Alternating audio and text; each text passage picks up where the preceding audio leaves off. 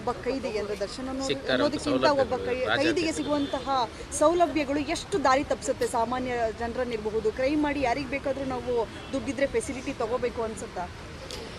ನೋಡಿ, ಈಗ ಮಾಹಿತಿ ಇಲ್ಲದೆ ಇರೋ ವಿಷಯಗಳನ್ನು ಹೆಚ್ಚಾಗಿ ನಾನು ಮಾತಾಡೋಕ್ಕೆ ಇಷ್ಟಪಡೋದಿಲ್ಲ. ಯಾಕೆಂದರೆ ನಾನು ಈ ವಿಷಯದಲ್ಲಿ ಏನೇ ಕಮೆಂಟ್ ಮಾಡಿದ್ರು ಅದು ಒಂದು ರೀತಿ ಕಂಟ್ರೋವರ್ಷಿಯಲ್ ಆಗ್ಬೋದು. ಯಾಕೆಂದರೆ ನೋ ಡೌಟ್ ದರ್ಶನ್ ನಮಗೆ ಆಪ್ತರು, ಹತ್ತಿರದವರು. ಸೊ ಹಾಗಾಗಿ ನಾನು ಇದರಲ್ಲಿ ಕಮೆಂಟ್ ಮಾಡೋದು ಅಷ್ಟು ಸರಿ ಹೋಗಲ್ಲ ಅಂತ ಅನಿಸುತ್ತೆ. ಬಟ್ ಇನ್ ಜನರಲ್ ಹೇಳಬೇಕು ಅಂದರೆ ನಾನು ಮೀಡಿಯಾಗೂ ಒಂದು ಕ್ವೆಶ್ಚನ್ ರೇಸ್ ಮಾಡಬೇಕಾಗತ್ತೆ. ಜೈಲಲ್ಲಿ ಈ ರೀತಿ ನಡೀತಾ ಇರೋದು ಇದೇ ಫಸ್ಟಾ ಅಂತ ನೀವೇ ಎದೆ ಮುಟ್ಕೊಂಡು ಹೇಳಿಬಿಡಿ ನನಗೆ. ಎಷ್ಟು ವರ್ಷಗಳಿಂದ ಈ ರೀತಿ ನಡೀತಾ ಇದೆ, ಯಾಕೆ ನೀವು ಇದನ್ನೆಲ್ಲ ಹೈಲೈಟ್ ಮಾಡಿಲ್ಲ ಈವರೆಗೂ? ದರ್ಶನ್ ಇರೋದ್ರಿಂದ ನೀವು ಅದನ್ನು ಫೋಕಸ್ ಮಾಡಿ ಅವ್ರದ್ದೇ ತಪ್ಪು ಅನ್ನೋ ಥರ ಒಂದು ರೀತಿ ಫೋಕಸ್ ಆಗ್ತಿದೆ. ಬಿಟ್ಟರೆ ಇದರ ಬಗ್ಗೆ ರೂಪಾ ಅವರು ಪ್ರಿಸನ್ DGPನೋ ಏನೋ ಇದ್ದರು ಅಂತ ಅನಿಸುತ್ತೆ. ಆ ಕಾಲದಲ್ಲೇ ಅವ್ರು ರೇಸ್ ಮಾಡಿದಾಗ ನೀವು ಯಾಕೆ ಹೈಲೈಟ್ ಮಾಡಿಲ್ಲ? ಯಾಕೆ ಕ್ವೆಶ್ಚನ್ ಮಾಡಿಲ್ಲ ಸರ್ಕಾರವನ್ನು?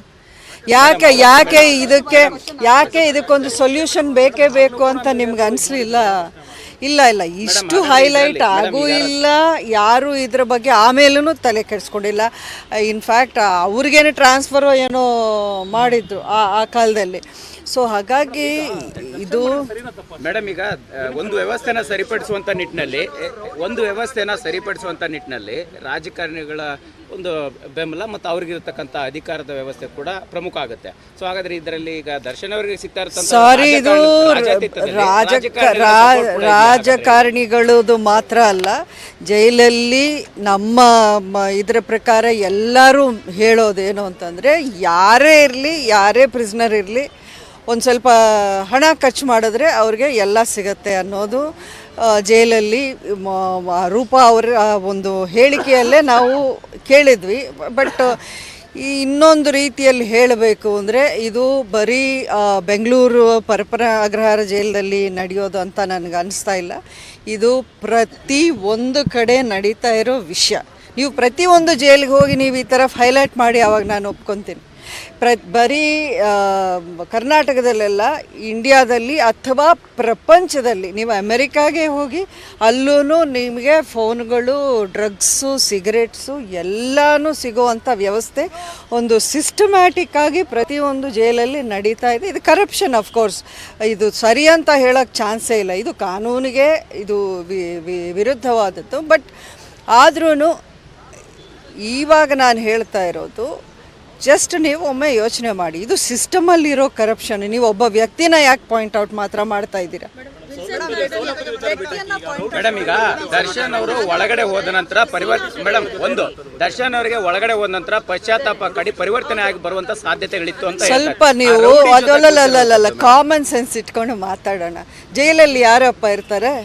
ಜೈಲಲ್ಲಿ ನಿಮಗೆ ಇನ್ಯಾರು ಸಿಗ್ತಾರೆ ಜೊತೆಯಲ್ಲಿ ಓಡಾಡೋಕ್ಕೆ? ಜೈಲಲ್ಲಿ ಇರೋದೇ ಕ್ರಿಮಿನಲ್ಸ್ ಅಲ್ವಾ?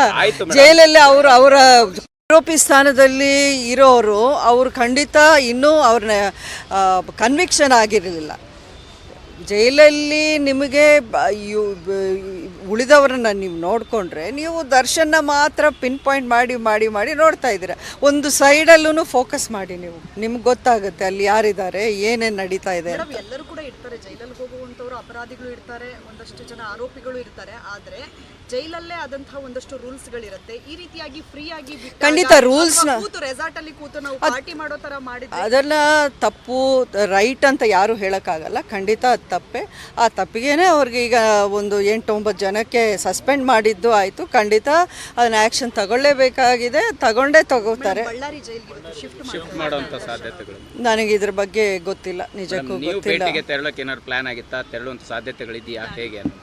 ಇದು ನನಗೆ ಸ್ವಲ್ಪ ಪರ್ಸನಲ್ ವಿಷಯ. ಸೊ ಹಾಗಾಗಿ ನಾನು ಇದ್ರ ಬಗ್ಗೆ ಹೇಳಲ್ಲ ಇಲ್ಲಿ.